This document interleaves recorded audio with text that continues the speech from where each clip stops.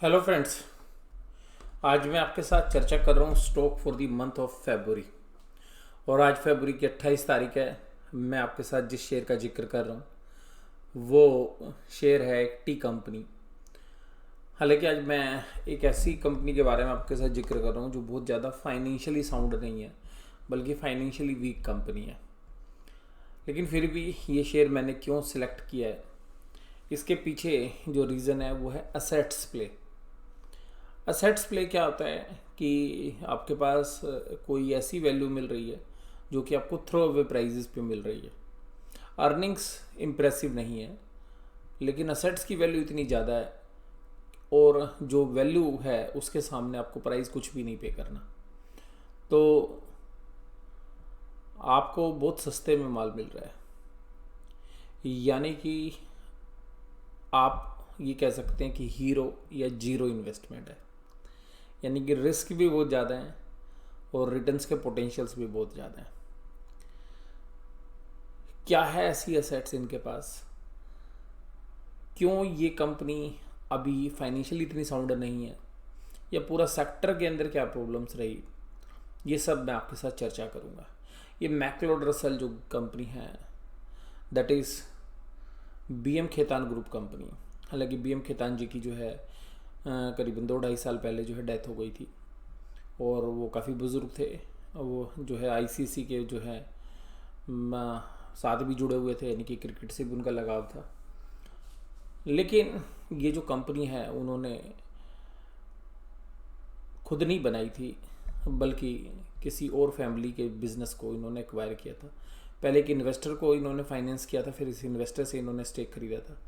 इसी ग्रुप की कुछ और कंपनी हैं जिसमें यूनियन कार्बाइड, जो बाद में एवरेडी इंडस्ट्री के नाम से जानी गई, वो भी लोन के चक्कर में फंस गई थी और जिसको कि डाबर ग्रुप ने जो है सर्वाइव कराया। लेकिन असेट्स थी उस कंपनी के पास भी। अब उसी कड़ी के अंदर हम ये उम्मीद कर रहे हैं कि मैक्लोड रसल की जो टी कंपनी है ये भी एक अच्छा जो है रिटर्न्स इन्वेस्टर्स को दे सकती है। खोने के लिए ज़्यादा कुछ है नहीं और पाने के लिए काफ़ी कुछ है। स्टोरी क्या निकलेगी? स्टोरी यही निकलेगी कि इसको कौन खरीदता है, या इवन एनसीएलटी में भी ये कंपनी जाती है तो भी जो है इन्वेस्टर्स को जो आज बाज़ार में भाव है उससे ज़्यादा ही कीमत मिलनी चाहिए। देखिएगा, इस कंपनी के पास 25,211 एकड़ के चाय बागान है। 252111 करोड़, यानी कि 25,211 हेक्टेयर। अगर आप इस लैंड की वैल्यू आप आधा करोड़ भी अगर कैलकुलेट करें, जो कि बहुत ही रीजनेबल अगर हम वैल्यूशंस देखें, तो ये लैंड की वैल्यू ही करीबन करीबन 12,000 करोड़ रुपए बनती है। 12 से 13,000 करोड़ रुपए तो बिल्कुल मरे हुए प्राइस पे, यानी कि जो कि कोई भी ले सकता है। 72,000 एम्प्लॉई जो है इनके साथ जुड़े हुए हैं, तो आप समझ सकते हैं साइज कितना बड़ा है।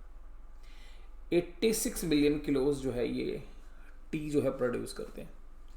इस कंपनी की कमियां ही मैं आपको पहले बताऊंगा, क्योंकि बताने के लिए जो अच्छा है वो केवल एक ही चीज़ है, वो है प्राइस और जो इसके पास एसेट्स है। 72,000 एम्प्लॉय वाली कंपनी, 72,000 एम्प्लॉयज़ वाली कंपनी, जनरली ये जो है टी तोड़ने वाले जो लोग हैं वही इसके अंदर मेनली एम्प्लॉय की भूमिका में काम करते हैं।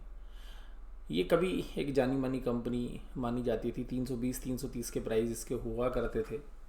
अभी ये कंपनी केवल 20 रुपये के प्राइस पर आपको बाज़ार में उपलब्ध है। इस कंपनी की जो ऑपरेशंस है ना केवल इंडिया में है, बल्कि अफ्रीका के अंदर भी जो है इनका बिजनेस है, वियतनाम के अंदर भी इनका बिजनेस है। तो जो टी के बागान है वो ना केवल इंडिया में बल्कि इंडिया से बाहर भी है। 20 रुपये 80 पैसे में ये शेयर का भाव है। प्राइस टू बुक वैल्यू देखेंगे तो बुक वैल्यू भी इस शेयर की 164 रुपीज़ है। बैलेंस शीट वैल्यू अगर इसको रिवैल्यू नहीं भी करेंगे तो आप, यही क्रक्स है इसके अंदर। और ये कंपनी 2018 और 2019 में बहुत बुरे तरीके से फंस के आई हुई है। अभी भी निकली नहीं है, लेकिन सांस जो है मिल सकता है इस कंपनी को। इस कंपनी के अंदर जो प्रमोटर होल्डिंग है वो प्लेज थी। उन्होंने लोन लिया था बिजनेस को एक्वायर करने के लिए पहले, और फिर बाद में उसको ऑपरेट करने के लिए। और कंपनी लोन को सर्विस नहीं कर पाई, इसलिए प्रमोटर के सेल जो है शेयर्स वो बाज़ार में सेल हो गए और प्रमोटर की होल्डिंग और घट गई। तो प्रमोटर की होल्डिंग काफ़ी नीचे की तरफ है। कंटीजेंट लाइबिलिटी 1494 करोड़ से है, यानी कि 1449 करोड़। इसके अलावा बैलेंस शीट में क्या लाइबिलिटीज़ है वो भी मैं आपके साथ डिस्कस करूंगा। तो बैलेंस शीट में जो लाइबिलिटीज़ है इनके पास, वो देखिएगा लगातार बढ़ती जा रही है लाइबिलिटीज़। तो करीबन 2100 करोड़ की लाइबिलिटीज़ वहाँ पर है, 1500 करोड़ की लाइबिलिटी ये है। कंटीजेंट लाइबिलिटीज़ भी मान लें 1100-1200 करोड़ की, और हम केवल बगान की एसेट्स लेते हैं, बाकी कोई एसेट्स नहीं ले रहे, तो भी 6000 करोड़ की जो है इनकी लाइबिलिटीज़ है। जिसके सामने हमें लगता है कि 12,000 करोड़ रुपए इसकी एसेट्स की वैल्यू, उसमें से 6,000 करोड़ रुपए अगर ये पे भी कर दें, तब भी जो आज बैलेंस शीट में बुक वैल्यू है जो 160 रुपीज़ के आसपास है, उससे 3 गुना वैल्यू निकलती है, यानी कि करीबन 550-600 रुपये बुक वैल्यू के बेसिस पर नहीं मैं बात कर रहा हूँ, मार्केट वैल्यू के बेस पे बात कर रहा हूँ। तो ये सब कुछ रीपे करने के बाद भी, यानी कि जो इनके पास जो चाय के बागान है उन सब की वर्थ अगर हम एडजस्ट करें, तो कंपनी पहले रेगुलरली डिविडेंड भी देती थी। जो भी शेयर का प्राइस है इतना तो 2-3 साल के अंदर डिविडेंड ही आ जाता था। लेकिन इनके पास दिक्कत क्या हुई, इन्होंने अपनी ब्रांडिंग नहीं की चाय की। बल्क के अंदर ड्रग्स बेचते हैं वो, बल्क के अंदर जो है टी बेचते हैं। मैंने आपको गलती से ड्रग्स बोल दिया। प्रमोटर की होल्डिंग देखिएगा 17.48 है। पहले प्रमोटर 18 में देखिएगा 40% लेते थे, और खेतान साहब की डेथ होने के बाद जो है फैमिली के अंदर भी जो है सही तरीके से मैनेज नहीं हो रही। ये खेतान एंड कंपनी जो एक बहुत बड़ी इंडिया की पॉपुलर लॉ फर्म है, उसी फैमिली से जो है बीएम खेतान बिलोंग करते थे।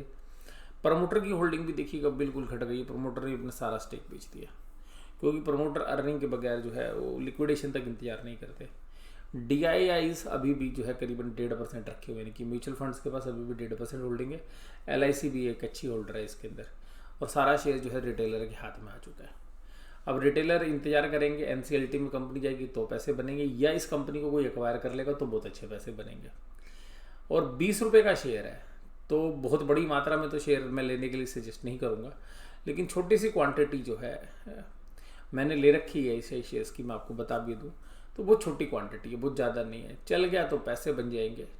तो it is a speculative move, और सीधी सी बात है कि स्टॉक मार्केट के अंदर जिस तरीके से अगर अभी करेक्शन आएगी तो इसमें खोने के लिए कुछ नहीं है। तो इसीलिए मैंने जो है इस स्टॉक को आज आपको फेबरी स्टॉक के नाम से जो है दिया है।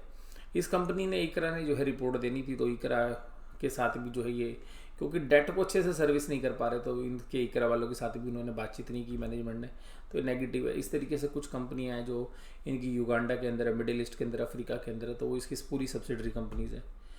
और इंडस्ट्रियल जो है बीएम खेतान जो है 92 ईयर्स की एज में जब उनकी डेथ हुई, तब वो इस कंपनी के जो है चेयरमैन थे। और खेतान को जो है ICICI के Calcutta foundation life time achievement award भी मिला 2013 में, और ICICI के प्रेसिडेंट भी रहे 1973 में। तो इनका प्रभुत्व जो है पॉलिटिक्स में भी काफ़ी अच्छा था।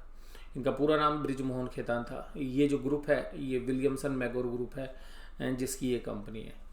तो अभी अगर आप इनके बागान देखेंगे तो एक मतलब आप एक बार चलना शुरू करेंगे तो आपको 10 दिन तो इनके बागान में घूमने का टाइम, इतने बड़े बागान है कि 10 दिन अगर आप पैदल चलेंगे तो 10 दिन तो आपको इनके बागान में घूमने में लग जाएंगे।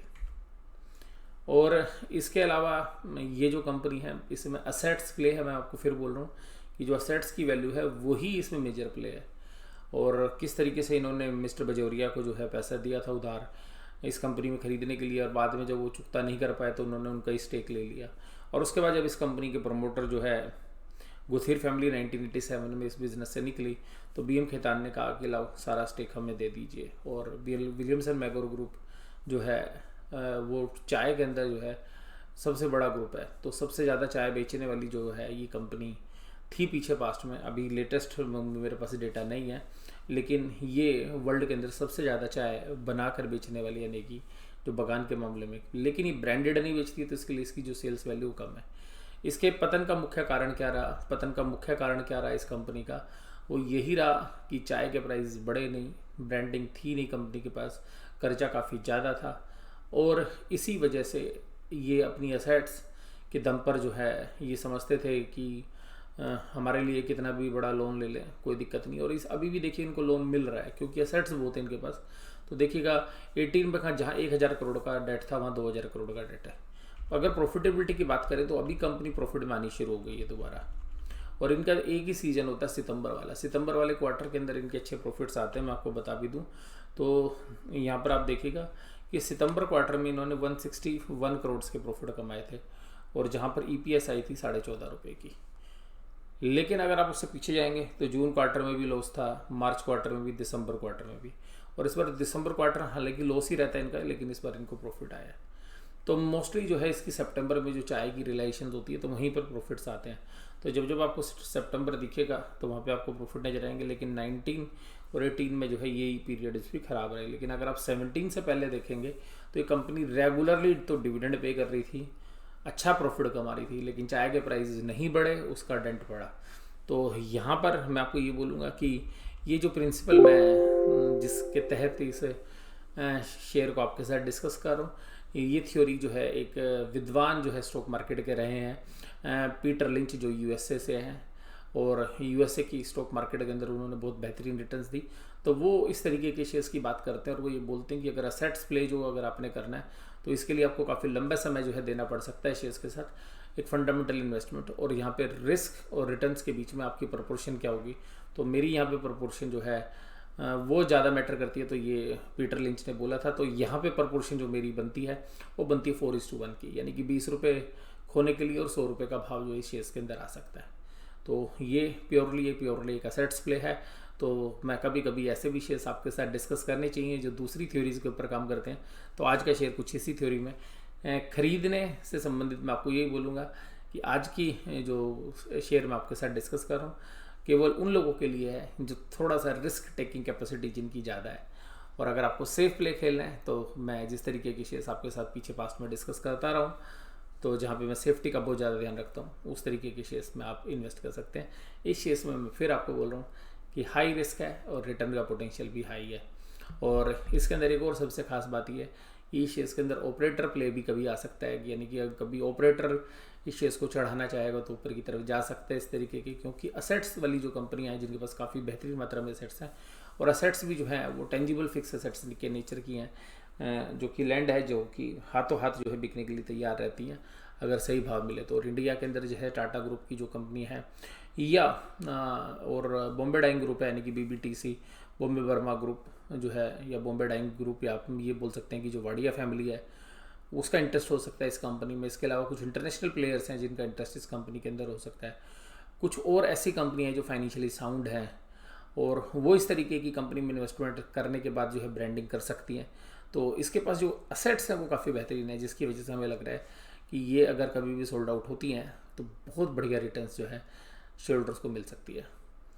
और कॉर्पोरेट गवर्नेंस में मैं ज़्यादा बोलूँगा नहीं, क्योंकि जब ये कंपनियाँ फंस जाती हैं तो कॉर्पोरेट गवर्नेंस अपने आप ही ख़राब हो जाती है। तो कर्जे में डूबी हुई कंपनियों की कॉर्पोरेट गवर्नेंस आप बहुत बेहतर उम्मीद करेंगे तो ऐसी तो आपको नहीं मिलेगी। इस सारी चर्चा के साथ आपको एनालिसिस कैसा लगा मुझे ज़रूर से ज़रूर बताइए। वीडियो देखने के लिए धन्यवाद। Thank you very much.